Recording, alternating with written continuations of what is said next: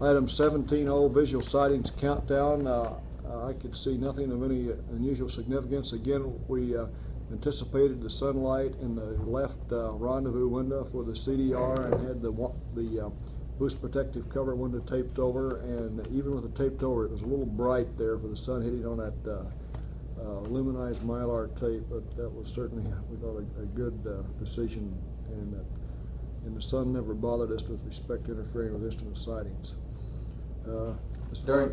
During S1C boost, towards the end of it, aerodynamic heating was enough to produce smoke, apparently, that could be seen between the boost protective cover and the hatch window. Yeah, at liftoff, I noticed a little increase in light, which I think is probably due to the engines lighting off down there. But that, Yeah, you know, again, through the center window. I was looking at the instrument panel. I didn't see anything but the instruments. Wasn't anything to remark on. No. S4B Eco, pardon me, it's S2.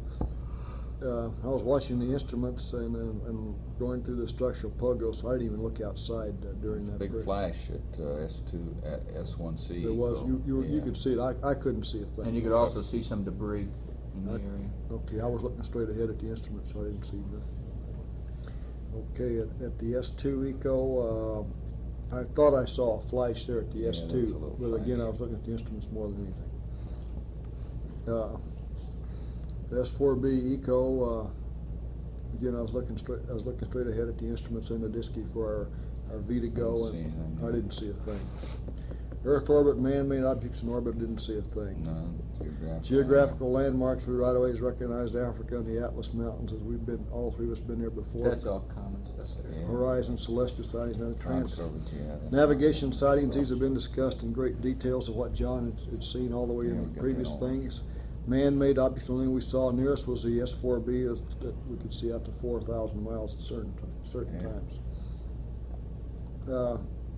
Lunar orbit, horizons, lunar landmarks, we've gone over that in great detail. One thing There was a we lot of never did debris comment when about. we separated from the S4B. There was a lot of debris. In fact, you can see it You in can see the the picture. TV and the sequence film and the still. When we turned around, it was still a lot. Lunar landmark, we ought to probably comment about the solar corona. I guess the solar corona could be seen, say, prior to sunrise, maybe what, 8-10 minutes beforehand? I hacked it one time for 12 minutes. 12 minutes beforehand, it got to be a very dull parabolic glow, and it was very it was concentrated in a very small area of the horizon. Unlike sunrises and sunsets on the Earth, it did not spread across the horizon. And it had about the same texture as you look at the Milky Way. Yeah. A very light Milky Way that increased to a heavy Milky Way, and then just straight shafting. In other words, this was about the type of light it was. It was a pure, nearly white light, and you could see shafts going out of it. But it had about the texture of a Milky Way. That's right. And then it slowly got brighter and slowly got brighter, and then it got more pronounced right on the horizon, where the white band would appear. But again, in a very small, maybe what, 12, 15, 20 degrees of the horizon, maybe. Right.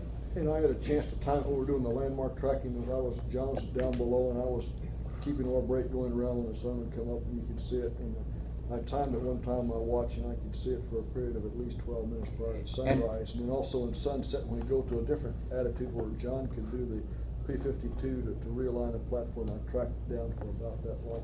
And you could watch it, and you could watch it get brighter, but you could not predict exactly when sunrise or sunset was going to occur, because when it happened, it was instantaneous. When you watched sunrise, you saw the solar corona get brighter, slowly brighter, but you were positive that you were not close to sunrise yet, and all of a sudden, bam, sun was there, and you were blinded. Within 1 second. And it was the same thing on sunset. You couldn't watch it because you couldn't get too close to the sun, but sunset would occur just bang, and then you had the solar corona, and you could watch it slowly disappear.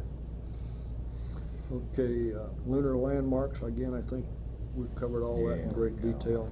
Entry, I noticed through the hatch windows, John went around the attitude, I could see the Earth air glow, and the as we're coming, since it was just before sunrise, we had a blue air glow out Beautiful. there. It's a beautiful air glow with some pinks up above it. Yeah, that's where we recommend we only do the horizon check one time right at that point in the mission, and not track the horizon on around. It just wastes time and. Got this on fast speed. I wonder if that affects what they've done. Better fidelity, I guess. Just make sure it's Yeah. we don't finish on this. Ionization, again, this was recorded on film. It became white hot when it first hit the atmosphere, just like we Yeah. gone into daylight and then it had Long localized before 05Gs, it Yeah. was so hot out there you couldn't see anything. It was white.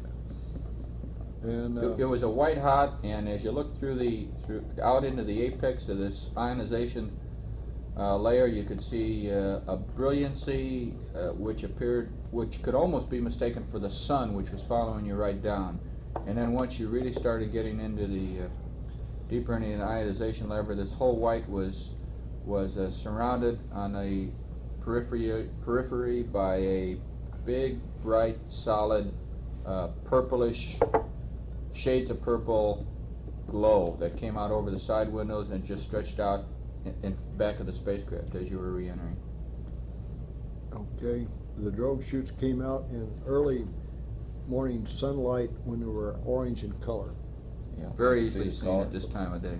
And very easily seen, orange reddish color. The main chutes came out and they were just about the regular color of a they were regular visible. chute. They were red and white on the mains. During landing and recovery, the only thing that I saw that surprised me was when we, after the dump and after we purged, we dumped a lot of oxidizer right up in the chutes. Yeah.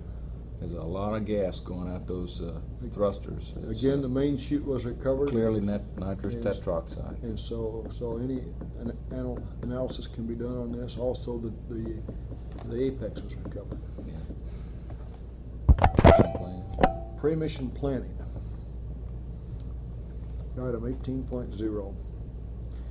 The mission plan was conceived basically in about March to April of 1967, and had not basically deviated from some of the trajectories and test objectives that were known then. What was added later was landmark tracking, but the intricate details in the data priority meetings did not really finalize all the individual items until about February before we flew in May, February to March. And we were having data priority meetings up until a month before we flew.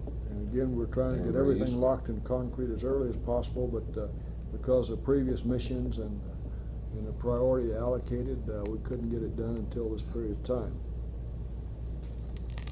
And also, we wanted to coordinate every detail we had with the G mission. The comm DTOs changed up until launch down there, and I wished we hadn't been able to freeze those a little better. Flight plan, again, we had a good hack on the flight plan once we made the decision to go on the 18th.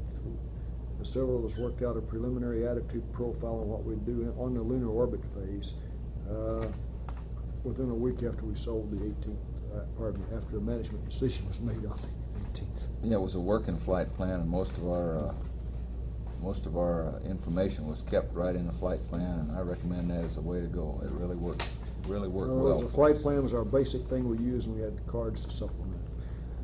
Spacecraft changes, really there were not many spacecraft changes made because of previous flights that affected our operation directly. The main thing that perturbed us and it was the fact that there were certain modes of operation that we'd never used in simulations, and we did not, this was not brought to our attention how the systems would work until 4 days before flight, and this was the communications on the lunar module. Let me mention something before we leave this item about those pre-mission planning on DTOs, on LEM-COM DTOs. It appeared up to about a week before flight, there was never really anything set in concrete as to what people really wanted to learn and how people really wanted to conduct the DTOs. The people who originated them apparently didn't know enough about the LEM CSM-CON system to know how they operated, how to write the DTOs. The various directors in a center couldn't get together, never had gotten together.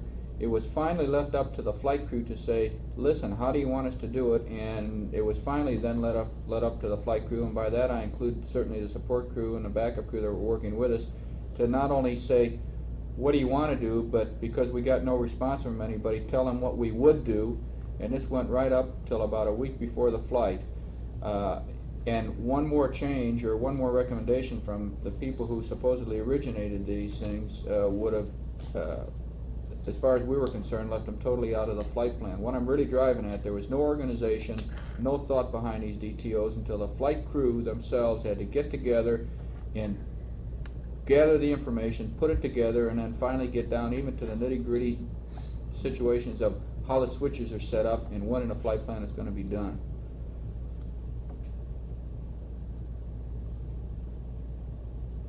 Yeah, we don't recommend that. We don't recommend that method of operation a couple of weeks before a flight. Again, it shouldn't be the flight crew that has to put the total emphasis on getting these individual items squared away in the proper technical procedures. There weren't any spacecraft changes, but No. the thing that made the crew nervous, I think, was the spacecraft modifications and repairs that were conducted there late Due to equipment failure. due to equipment failures. I guess we're always going to have these, but I think in future spacecraft they ought to look at making vehicles more being able to conduct more complete tests without, for example, after hypergolics are loaded, to be able to conduct complete tests after hypergolics are loaded and be able to change equipment out without having to pull panels which invalidate large series of other tests that have been run and which can't be rerun after the panels are pulled. Mission rules. Late in the count. Okay. Item 4, mission rules. I thought that the mission, the flight director did an outstanding job with respect to simplifying mission rules and getting it down. Again, there were changes all the way through, but by and large, I don't think any of us had any complaints about the mission rules.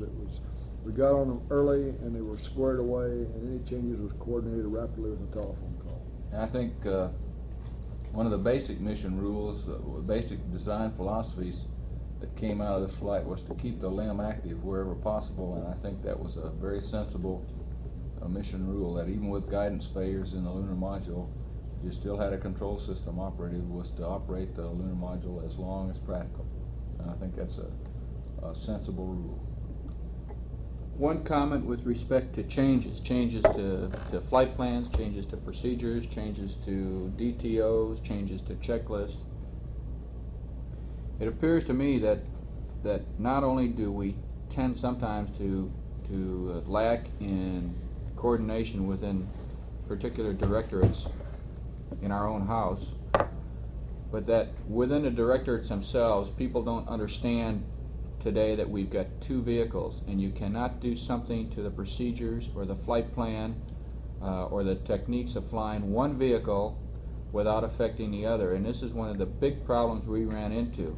And the effectivity of on the lunar module, for instance, of procedural changes during checkout to the command module are gross, and these obviously were never investigated until we ran into them ourselves, either on paper or in a simulator. And the one thing we've got to look forward to in all of our missions in the future is that there are two vehicles, and these two vehicles have to live in a coordinated fashion, and it's not simple now to make changes, especially changes at late date, because of the domino effect that they have throughout the checklist and throughout the flight plan on the other vehicle.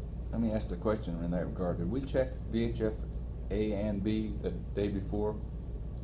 No, we didn't No. do any VHF check the day before. The VHF checks were to be done We didn't do any VHF check. during It the was just sequencing as we went through the limb activation and checkout. S-band DTO the first day.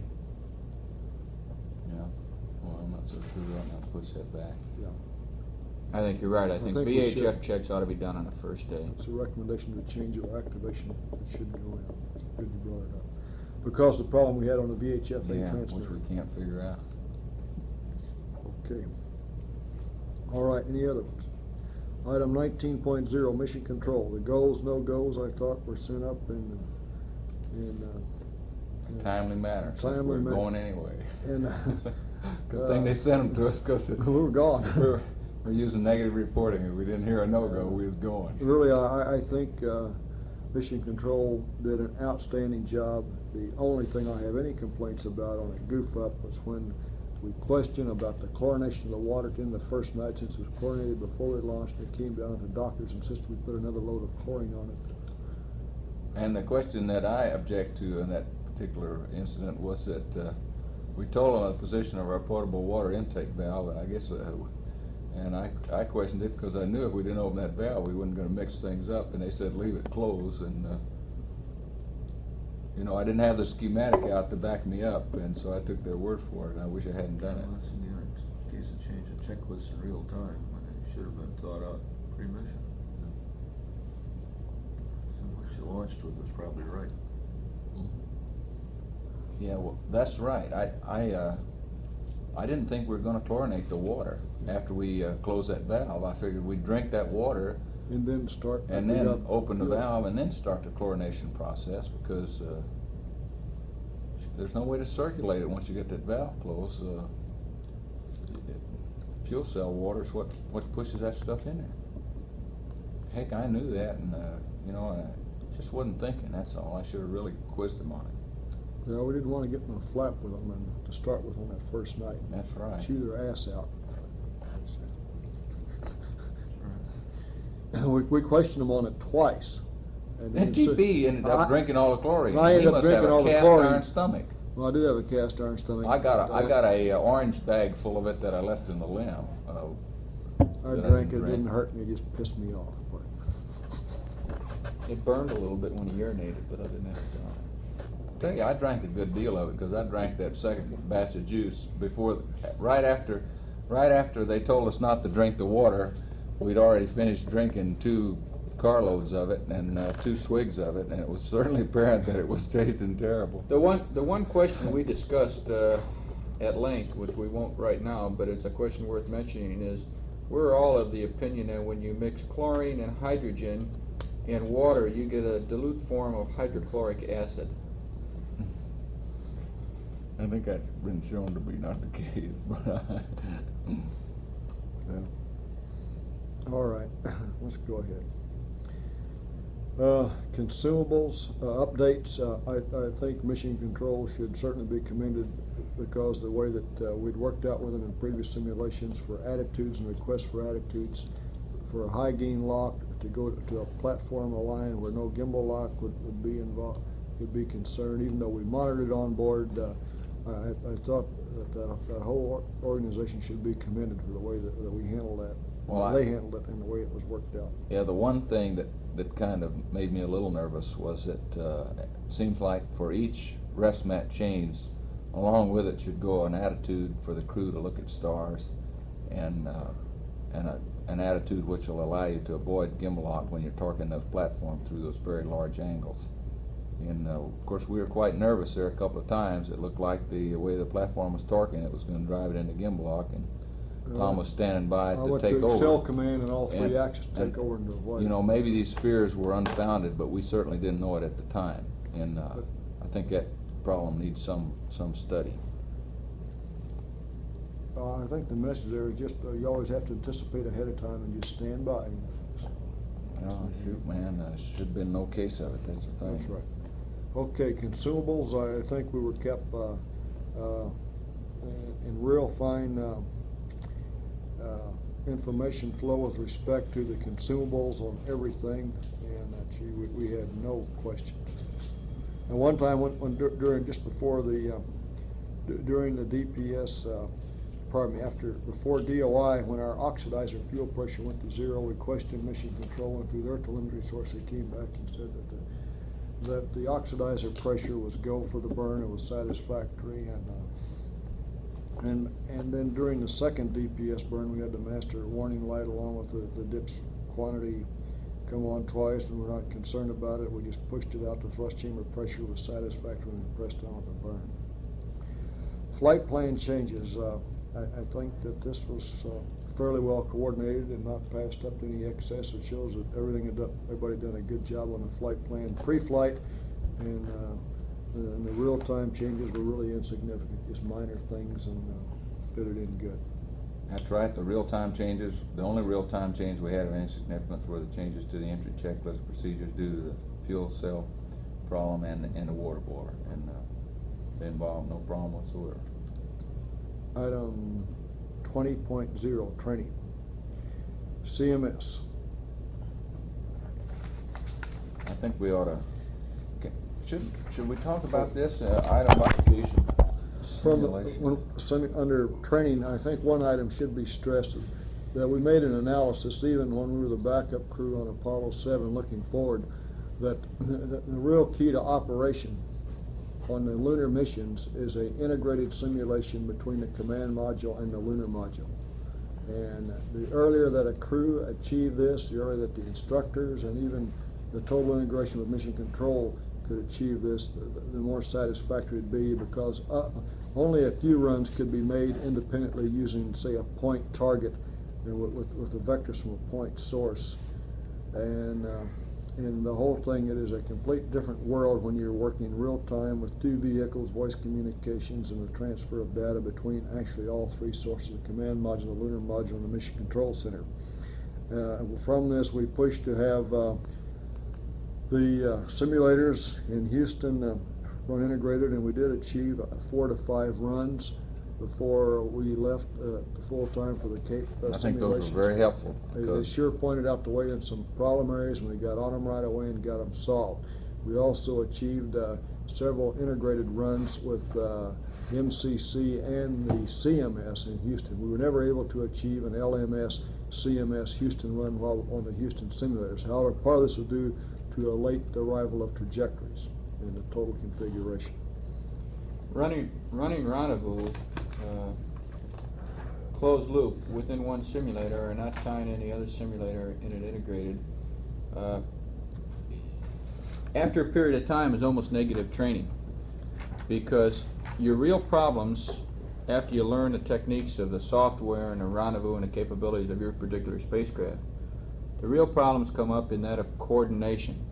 And you don't ever really get a feel for what the guy in the other spacecraft is doing and what his problems are and what his timeline is like until you start operating integrated. And we made it a point that after we once had the integrated capability down at the Cape, that we would never do any rendezvous in the LEM that were not integrated with the CSM, because we felt that we knew the rendezvous and the techniques of the rendezvous well enough that at this point in time it became only worthwhile when we could run integrated. And I think that's pretty much the way we went. I think almost all of our LEM time, including the activation and checkout phase, which was another high coordination requirement area, I think almost all of our LEM time was integrated, except where we ran independent malfunction procedures or other small items.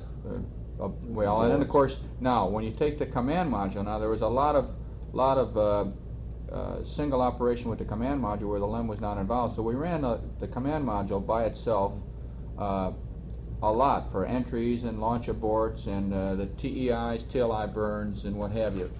But from the LEM point of view, we did very, very little non-integrated work once we obtained a capability down at the Cape, and this is something we highly recommend.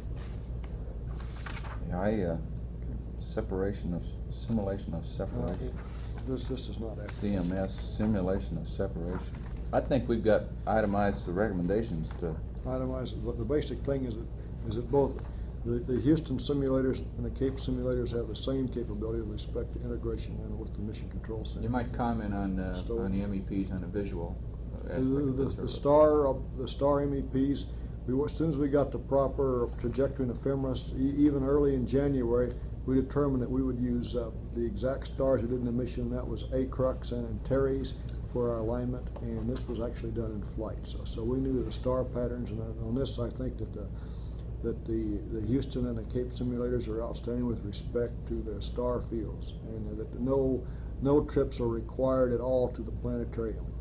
The one thing that we couldn't simulate in the command module simulator, which anticipated might give us a little problem, was landmark tracking. We were never able to simulate that in the proper geometry, and actually in flight it proved to be very difficult to to determine, for example, when you should start marking accurately due to the geometry of the setup, and I just think that's inherent in a problem. And I certainly don't begrudge not being able to have missed that capability in the simulator.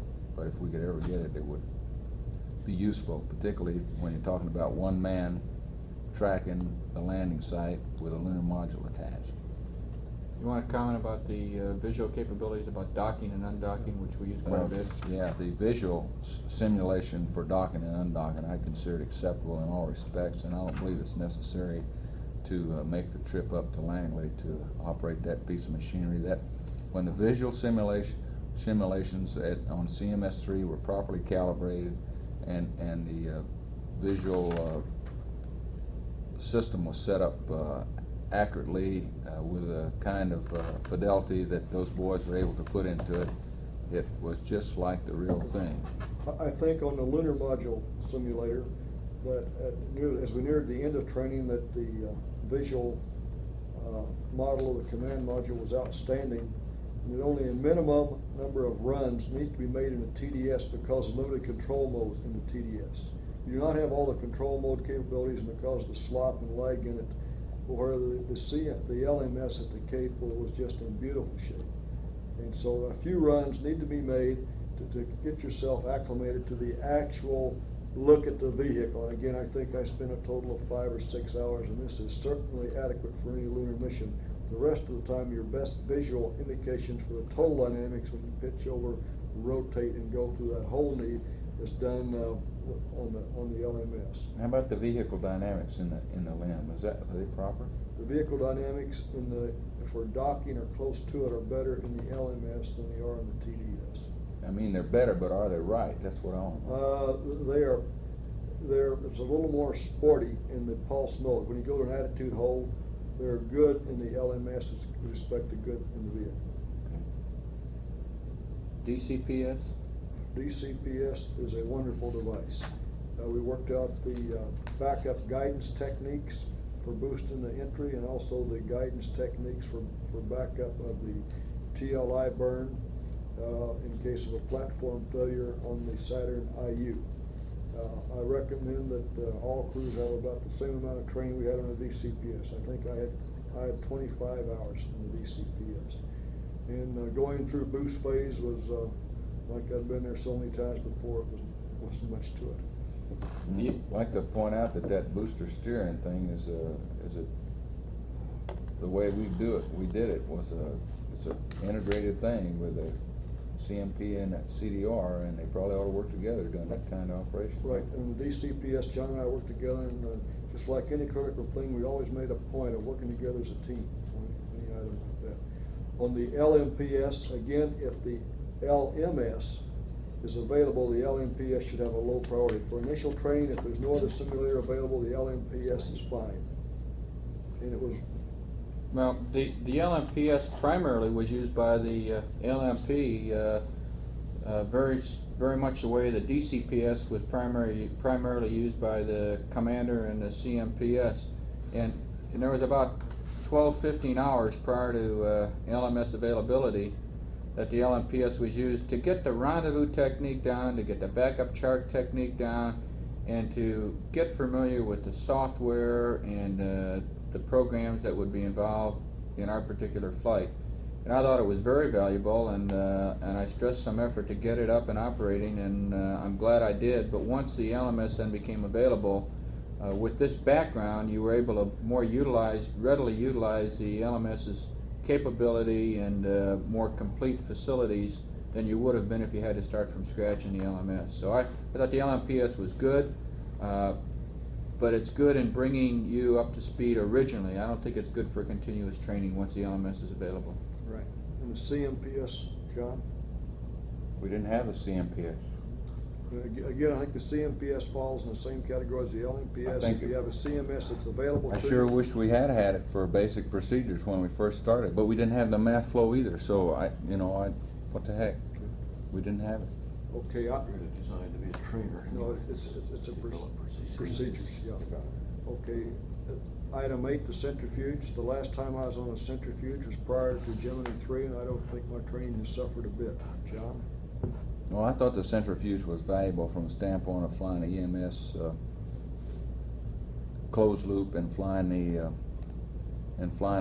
G meter closed loop. We were worried about the failure of the failure of the PGNS, and on the wheel, I had every confidence that I could have flown that whole reentry with just a G meter, and also I had a considerable confidence after I got on there. I had all three of those pieces of equipment quit with just a roll angle, that we could have made it back somewhere without any problem. Again, I don't think any long period of time or effort should be spent on this. No, I think one run per crew is all you need, and you probably ought to have it just to remind yourself what those things feel like. And I don't know if Okay, that's, you're saying for one crew member? yeah, I don't think you ought to stick all three guys in there. I had no problem with talking and seeing exactly what was going on and analyzing at 7Gs.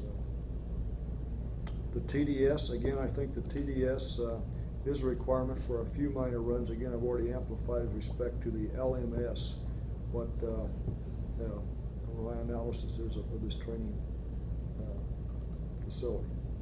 The RDS, as I said before, I think the RDS, while useful in pointing out the proper dynamics, when you demand that the CMS be kept in the right configuration and the boys get the models and the dynamics of the simulator working properly, the RDS is the most. I mean, the CMS is certainly adequate to train you for docking.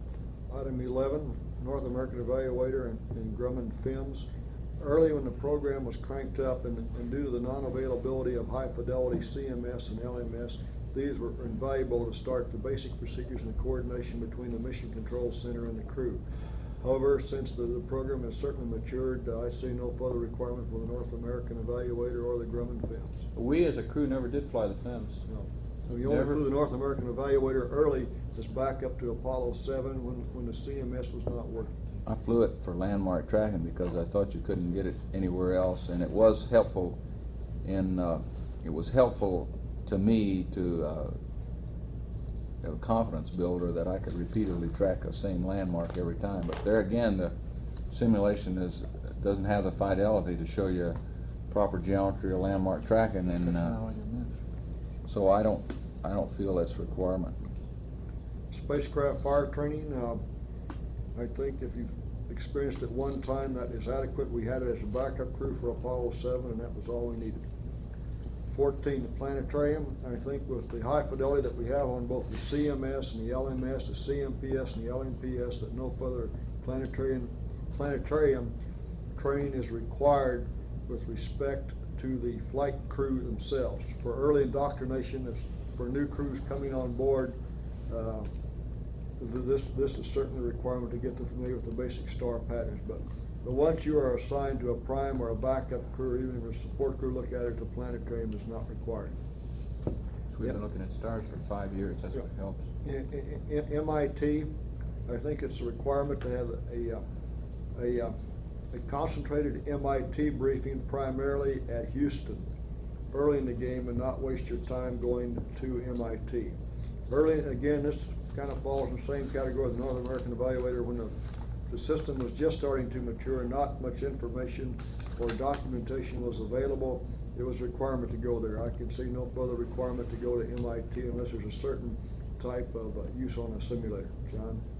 Yes, the MIT guys wanted me to come up there to check their horizon definition, and I think that we can get around that by putting the same type of slide in the CMS. In fact, I recommend that we fix the CMS so we can put the landmark line of sight slide in there that defines the horizon, and you can practice with that one.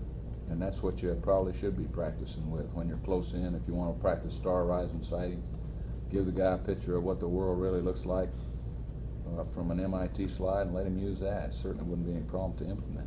All right. Item 16, systems briefing. All the briefings on the launch vehicle consisted of one day, and this is completely adequate. And the only time we got involved otherwise in this was when we were going through a management decision with respect to backup guidance capability.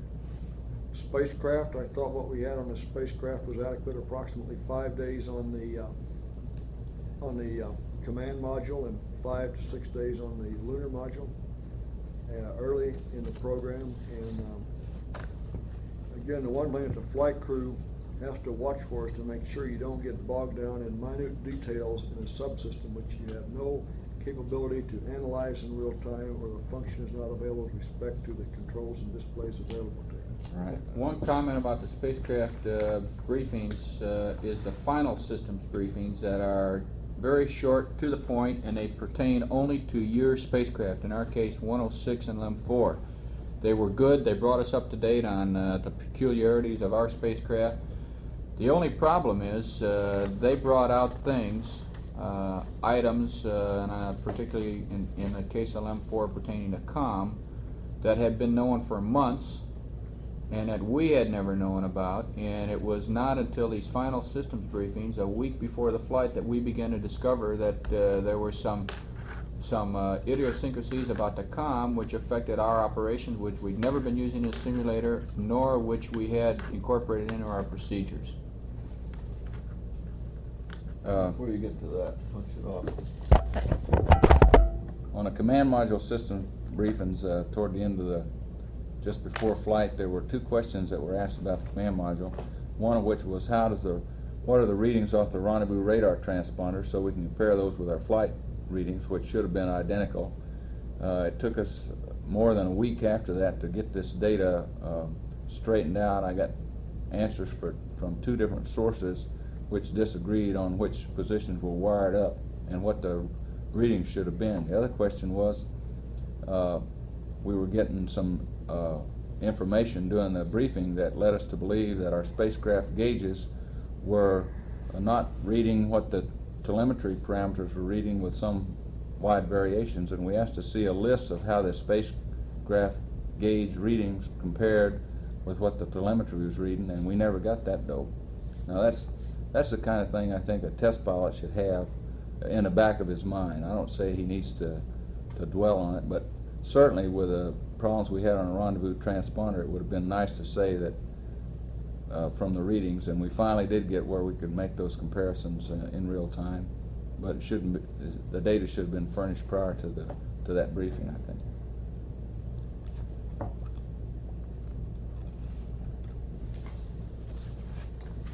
We talked about the next 17, we've talked about it.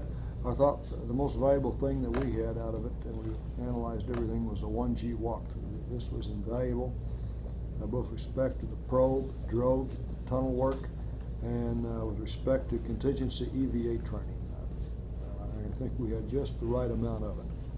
It was real good, and from this we learned what we needed to do with respect to a checklist like decals. Have them on the spacecraft, not have a big book in front of you with pressure suit gloves on the readout of the book. Have it on a decal.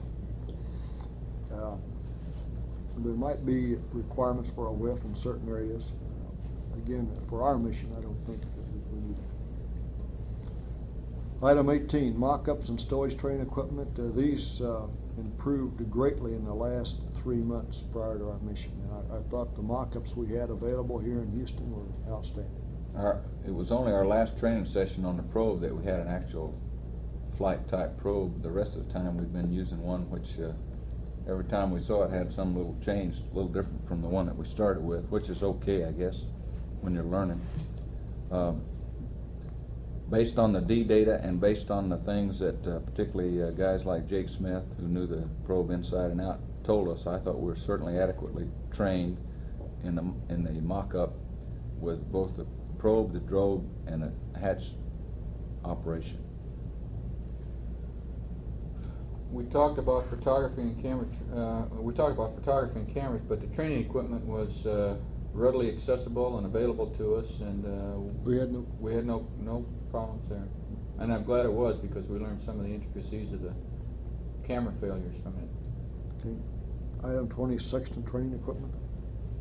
I think the simulator is adequate for sextant training. It can't be emphasized too much, however, though, that the simulator certainly doesn't produce accurately the smoothness and the ease with which you can track objects in space. And actually, that could be a help, because it's if you can do it in a simulator and get accurate numbers, you certainly be able to do it in spacecraft.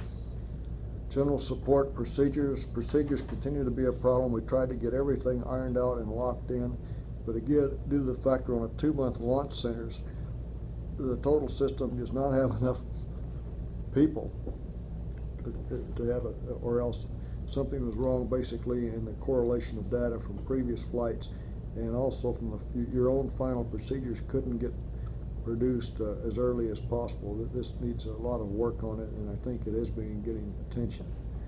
Data priority meetings, we got those out of the way and squared away early. Again, there was always a tendency to have, for certain individuals, to want to call data priorities late in the game, but these were turned off, and I don't think we missed anything from that. Now, we had a great numbers of changes made in our, for example, our transposition and docking procedures, our probe and hatch and tunnel operations based on the D data. These were done pretty late, a month or less prior to flight, and I wish we had had a chance to turn around that information a little faster, but we due to the closeness on the centers, we just couldn't do it. And also, it wasn't apparent to us just what information that we ought to scan out of D, and until we really got the final checklist, the final flight checklist to look at, which was about a month prior to flight. Item 21.0, human factors pre-flight. Preventive medical procedures, those were adequate. B, medical care was fine. We very seldom saw the doctors, and we got the adequate number of vitamin pills. They took care of the colds. C, adequate time for exercise, rest, and sleep. To meet this type of launch center, to have adequate training for a 2-month launch center, and unless you really milk every last minute of it, there at present under our schedule, there was not adequate time for exercise, rest, and sleep until about the last 3 weeks. D, medical briefing. A medical briefing, we had to pare it down to where it was short, informative, and should not extend any past the period of time we had. Well, I tell you, I think the last week or so, with all those problems we had, and then you add the medical briefing to it, was pretty traumatic, where we got called in at the last moment to have that story about the best way to prevent getting motion sickness while you're in orbit. Son of a gun, there's a lot of psychological business associated with motion sickness, I'm sure, and that kind of a briefing, which in my opinion was, although it may have meant well, was erroneous information presented right to the flight crew, and if we had followed that kind of exercise pattern, I think it had been apparent to me we'd have been in worse shape than we were. And I think that kind of thing, that late in the game, unless it's well thought out and has some common sense associated with it, shouldn't be given to the flight crew. That was a terrible thing there, where they came in and give us all this stuff, on top of all the other problems that we were having at the time with the spacecraft. All right, that ends item 21 1.0. Let's go back into the previous ones under item 22. The planning of training and training program, I thought this was an outstanding area, and the total planning of the training program, the coordination with the crew training coordinator was carried out to the nth degree. And we had everything planned well ahead in advance. We knew exactly where to go, when to go, and what to do. I'd like to mention 2 items along that line. Number one, it was good because we always had a feel for what the days ahead had in store for us in terms of training. And of course, sometimes these had to be changed, but we had at least a feel for what we were looking forward to and where we were going to have to be. And number 2 is when we had an exercise that included a lot of other people, suits or simulators or other support people, the crew did not have to follow up to make sure these people were there and readily available. They always seemed to be well informed and well prepared of the time and place and of the requirements of gear that they had to supply us at that time. And I thought that was excellent, because I've seen in the past where crews could be ready and nothing else, and no one else was ready, and people got caught by surprise because they didn't know a certain exercise was going to be conducted at that time, and we didn't have any of that. No, I thought everything on the coordination and training was to the nth degree. It couldn't have been done. Back on the human factors, food and water. Again, we've talked considerably. There's been a great effort made to increase the compatibility of the food, and the only thing that really perturbed us was the fact was the gas in the water? Well, I'm not sure, in my opinion, I'm not sure that the gas in the water is the whole story. I felt full the entire flight, and I really don't know if we were drinking that much gas in the water. Even though in some cases before I'd eaten, I didn't feel like I was hungry. We didn't eat a lot of food, you know. That's right. Yeah. However, now, one thing on this, I think due to the reduced activity, even though I would do a lot of isometrics on board, the total BTU output in 0G is reduced from what you do in 1G.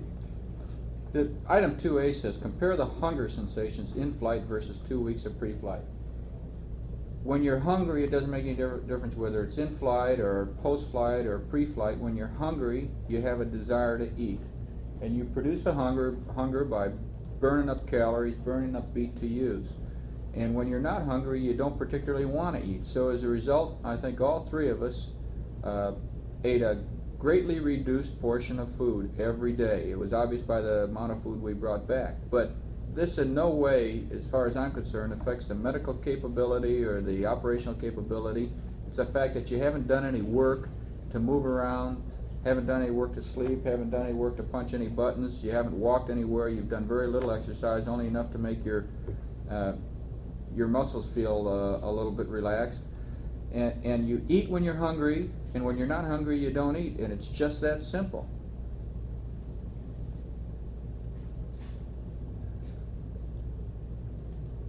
Well, and back with respect to the gas, I know that of every bag of juice that I prepared, I could make a qualitative evaluation at approximately 20 to 25% of the total volume in there had bubbles. That's right, and if it was a hot meal, it was 50%. Which was probably steam. Yeah. We tried to filter this through our teeth, to prevent it going in. It didn't work. It You didn't can't work. get rid of those You bubbles. just can't get rid of. Did this give you a problem in rehydrating the stuff? I would assume it would. Nope. You wouldn't get enough water in there and it. Well, we kept pumping the bag till it was full, I see. and it So you always dissolved. did get it all rehydrated. We got it rehydrated, and the taste wasn't too bad, except for certain items, those little bite cues. But, You'd actually end up with a bag that looked like this, and it'd be all air, and what you do is take your pencil, punch it in the end of it, let the air out, and then put some more air and water in it. One problem, one of the things about eating and making meals taste good is associated with the crew compartment temporary storage capability. You couldn't really take a whole meal and prepare all 3 or 4 or 5 articles, because once you prepared them, you had no place to put them. So what you do is you prepare some orange juice and you drink it, and then you'd roll up your garbage and you'd put it away, and then you'd take out the applesauce, or you'd take out the beef stew, and you'd eat it. You never had a chance to eat and drink at the same time like you do at a meal, and this is a little different way of eating and a lot less desirable. I think one thing that gets back into this is the area of Velcro. Oftentimes, it was convenient for the commander to prepare all 3 meals, and by the time I'd have 3 or 4 of the bags completely filled, I'd have them on the table down in the lower equipment bay that had all the Velcro patches. But the shear strength was so low in the Velcro that one minor bump would domino effect, and I would have food bags all over the place because it couldn't hold down. So I think that's a good place to put a bunch of bungee cords, is down there on top of that table. Just flow them over, and you just slip the food packs right under it to retain them. And packaging food and meals. When I said when you're hungry, you want to eat, and when you're not hungry, you don't want to eat. So when you're partially hungry, you want to pick out the good things out of a meal that sound good to you at that time to eat. Number 1, when they're packaged, you have no idea except to go into another book, another checklist to find out what's in meal C day 5. And that's another article that you've got to take out, put something down, pick it up, look at it. What you want to do is, if you're going to package food as meals, is put what's in that meal somewhere where it's readily readable on that package. And decal. Right. I think that's good. On each meal, you should have You just a little want to know summary. what's in there, and we were cutting meals apart to find things we would like because we didn't know what was in there. Number 2, when meals are packaged, they're packaged in such an integral fashion that you can't get one article out. They're wrapped around each other and vacuum packed so that when you break open a meal, you've got the whole works that has to come out. You can't just pull one orange juice out or one bacon cube or a package of bacon cubes. You've got to unwrap the whole thing because they're interwound within each other when they're packed, and you immediately have 5 or 6 articles, including a wet wipe and a gum which can be thrown out of the spacecraft, which has been recommended, getting rid of a long time ago, but you've got all these articles now. You can't pull one article out of that package food meal. Okay, anything else on food? Yeah, that's right, item E there. That's right. Well, I guess that's what I was saying. Would you, item E is, would you have preferred that food items not be packaged in meal units? I think we had a pretty good balance of what we needed. We had these extra wet packs. Yeah. And, Now, I think they could be packaged in meal units if you knew what was in the meal unit. And if you don't package them as meal units or in some way in which they're all crushed together, like we had juices all packaged together, but there again, we were leafing through the juices to pull one out that we'd like to drink. And the juices, if you had 5 juices, they were wrapped in together, and so to get one out, you had to take 5 out. You couldn't just take one of them out. You had And the that's whole a- juice package, you had 5 juice packages float out, and there you were. But I think we ought to stick to the meal packaging. meal packet. But you ought to label what's in there, and they ought to try and be packaged so that they're not interdependent upon each other to get them out of there. The portions are more than adequate. We had enough food to stay out there 30 days. I mean, to tell you, at the rate we're eating, we did. The new foods, item G, the spoon, bowl, package items. I think we all liked, with a special emphasis upon the turkey and gravy, and the ham was good, but the beef is so dry, it might just well be packaged as bite-sized beef and bite-sized potatoes, because it was All right, really... here's the discrepancy. We had some sample wet packs of beef that we tried here in Houston before we went. It was good. The beef we got there were not like a complete roast beef slice that was nice and juicy. They were hard, dried pieces of beef. The turkey we had in flight was like the turkey pre-flight. The ham was the same. The beef was considered good. I wish we'd had more turkey. More packs. turkey. We were matching for the turkey. It's And really less good. of the beef and ham. The turkey was absolutely delicious. The intermediate moisture fruits, I thought we good. all liked. Those fruits We were all great. used to snack on We those. ate the peaches and the apricots, and now those were delicious. That's a big improvement. I don't recommend that rye bread much. We didn't.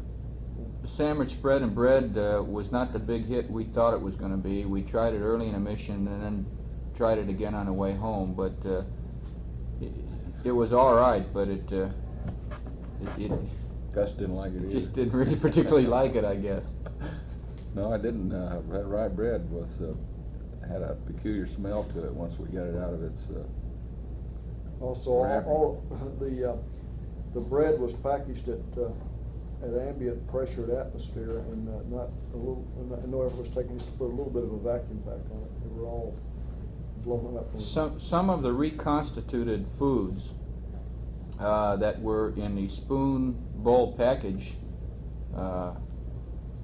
configuration were good, and they were readily accessible to eat with a spoon, and I think we all had a number of those throughout the flight, and they were actually pretty good, and they were easy to eat because the consistency of the food was such that it would stick to the spoon. Deviation from program. Anything else? Deviations for program menu and scheduled eating periods. Again, like I say, when we were hungry, we ate, and when we were not, we didn't. And this was also very closely associated with what the activities of the day were, because it's not like sitting down and having everything in front of you and eating and drinking. It's a long, complicated process based upon some of our previous comments to sit down and have a meal. Okay. Yeah, I like doing rendezvous day. We had time for breakfast a little and time for plenty of supper, but we all missed lunch and didn't have time to do anything but drink water during the rest of that day, and there just wasn't any time in the plan to do that. We're going over the top of the big football, and when I had an automatic Z-axis track to get data with respect to the program number of data points in P20, and Gene was doing work on the right side using the Ags, I just whipped out 2 fast packs and made them. But if we hadn't had this type of situation on a regular G mission, you got to eat before you get off the surface, because you don't have time on an insertion burn starting through the rest of phase of rendezvous. And food preparation is not that physically hard of a job, but it's Tedious. such a tedious job that you really got to make up your mind you're hungry enough to want to eat before you want to go through the process of preparing the food. Okay, let's go You could ahead. very easily spend quite a bit of time trying to get the nozzle of the gun into the top of that package. Boy, that thing was tight in a lot of cases, and even though you cut it, you'd have to stick a Scissor. scissors or something down in there to get into it. Function of the drinking gun, I think what we've derived at is a continuous flow water gun is far superior to the individual squirt with a counter gun, and this should be continued. And I think we used a drinking gun for almost all of our cold water reconstitution. The only time we used a food service center probably was hot water, Hot or water. almost exclusively. It's more convenient.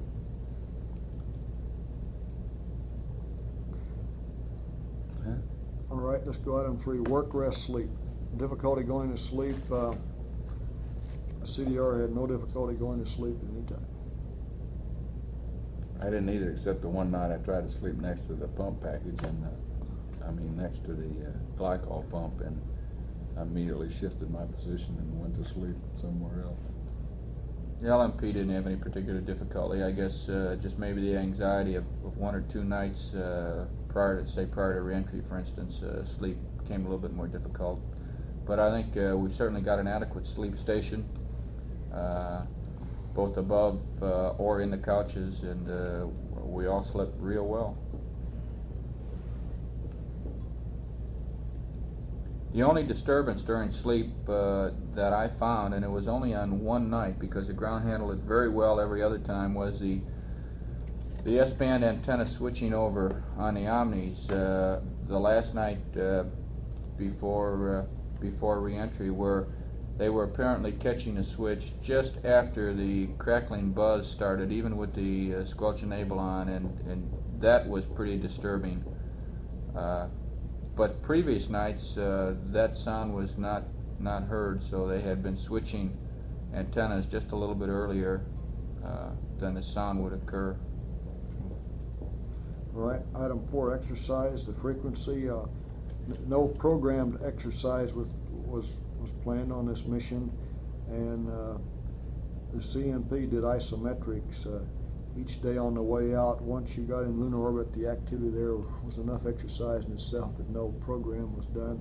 We used the in-flight exerciser on the way trans-Earth, and we found that if you really put out very much effort, that you became sweaty and heated up considerably due to the lack of cooling at the 5 psi atmosphere. However, the exerciser on board is completely adequate, and I don't think any other additions need to be made. Item 5, in-flight oral hygiene, no mouth discomfort. Brushing twice a day was no problem. The dental floss was good. I didn't use any toothpaste. I just used water and a toothbrush. The LMP used a toothpaste and a little water and a toothbrush, and no problem. I just swallowed the toothpaste. It left your mouth with a pretty good feeling and pretty good taste. Item 6, sunglasses or other eye protective devices. Under sunglasses, I use the sunglasses every day and found it really required because your eyes became fatigued from the brightness of the sun that would come in. The CMP had a special device to use with respect to the sextant. The sunglasses are adequate for handling the brightness inside the spacecraft due to the sun, but they sure don't help you if you're looking anywhere near the proximity of the sun externally, because it's so bright that I'm not sure there's anything that'd help you. It was really difficult for the CMP to adapt to sunlight with spend so much time trying to be night adapted for the tracking process, so it was a problem. I think you just want to keep away from the sunlight if you're going to be a CMP. 7, unusual or unexpected visual phenomena or problems experienced. I didn't see any. Item 8, medical kits. The medical kit in the command module and the lunar module are certainly adequate. We took Lomatil, which is a diarrhea preventive, for gas on the stomach. Hopefully to get rid of some of the bubbles, and not for diarrhea control. Right, to reduce. Maybe this isn't the right thing to take for gas on the stomach. Maybe there's something like Tums for the tummy that would be better than Lomatil for gas on the stomach because of the effects of Lomatil on your bowels. I don't know. I just present that question. Because it, It turned out the Lomotil Just did. over real time. okay. Okay. Next item, housekeeping, again, under items of housekeeping, the addition of the restraint bungees and various positive retention devices that we've already outlined would certainly facilitate this item. Item 22.0, concluding comments. Discuss mission objectives not met. I think every mission objective we had was met, and he added some in flight, and those were all met. No, we missed one. We didn't do the landmark tracking because we couldn't vent the tunnel with the landmark. Oh, okay, the landmark tracking, that, how we did do In the landmark. dock configuration? Well, we did it on the dock configuration on the first day. That's right. Yeah. But in the real time, we couldn't do it because we couldn't vent the tunnel and couldn't make a maneuver. But actually, we got a landmark tracking configuration with a dock limb on the first day of Yeah, LOI. and that's gonna be a toughie, too. And the other ones, DTOs were added real time in flight, certain, and ones we accepted and were done. Medical requirements, again, I think that the physicals have been reduced down to where they're getting somewhat near a realistic viewpoint with respect to total number of blood items drawn and the length and duration of the physicals. Again, once it's determined what the total physical workload is for a lunar surface EVA, the bicycle should be discontinued. Yeah, man, I don't know about this after a period of fatigue during the entry to hop off that bicycle and hop off the boat and pump your heart rate up to 180. That don't seem very sound to me.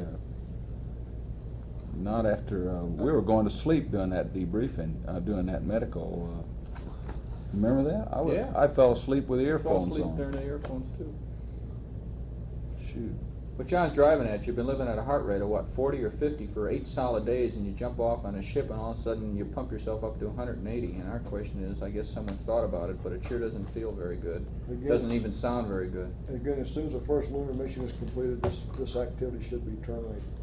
Right, man, I question the wisdom of doing that. It was bad enough when we're feeling good down on the ground to run up to 180 for 15 minutes on a bicycle, and then after being up for almost 20 hours to almost. The game is you're not supposed to go any place down where you don't feel like going anyway. If you feel like going 120 or whatever, No, it's this when was you a- knock it off.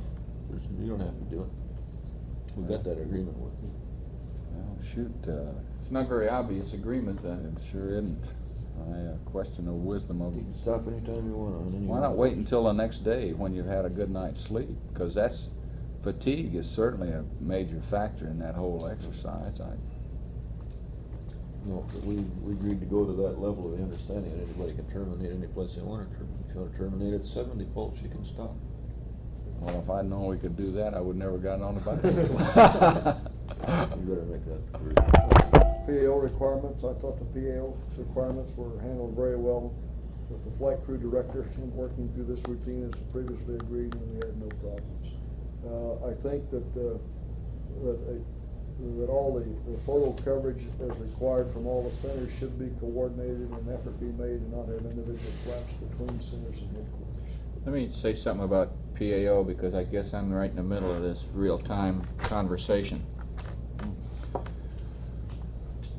The LEMCOM is such, and probably will be such, that much of the time we will be operating in a S-band hot mic configuration, or possibly will be, or maybe even possibly operating on Vox with the plan to do so. When an occasion arises where you say something and you've forgotten you're on air to ground, or you don't know you're on air to ground, and this last flight is probably an extremely good example where things went outside the control center about as quickly as they came in. All the real-time comments went out, and there's flaps about them going on right now, and it appears to be that maybe we ought to take a real hard look at putting a